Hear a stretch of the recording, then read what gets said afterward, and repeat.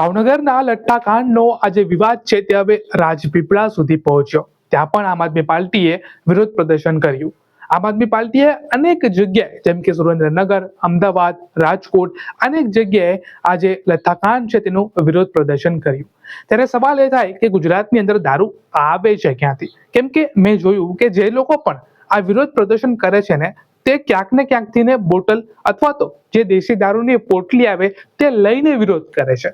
એવું નથી કે બેનરો સાથે વિરોધ કરે છે, બેનર તો છે જ તેમની પાસે, પરંતુ દારૂની બોટલો અને જે ઠેલી છે તે લઈ અને પછી તેઓ વિરોધ પ્રદર્શનની ઉપર બેઠા છે. હવે આજે લઠ્ઠાકાંડનો જ્યારે પહેલો કેસ બની ગયેલો હતો એના ઘણો સમય થઈ ગયો અને વિરોધ પ્રદર્શન આજે કાલે થયું છે. એનો મતલબ એવું કે તે કાંડ થયું તેના પછી પણ હજી સુધી પણ અનેક જગ્યાએ આપણને આજે દારૂ છે તે મળે છે. ત્યારે સવાલ એ પણ થાય કે ઘણા લોકો કહે છે અને જોયું પણ આપણે ગ્રાઉન્ડ ઉપર જઈને કે જે દારૂ 50 રૂપિયાની થેલી મળતી હતી તે હવે 150 રૂપિયાની થઈ ગઈ. એટલે કે દારૂના 3 ગણા જે ભાવ છે તે વધી ગયા. દારૂ ખતમ નથી થયો, પરંતુ જેની નીડ છે, જેને જોઈએ જ છે સાંજ થાય એટલે એને હવે વધુ પૈસા ખર્ચવા પડશે.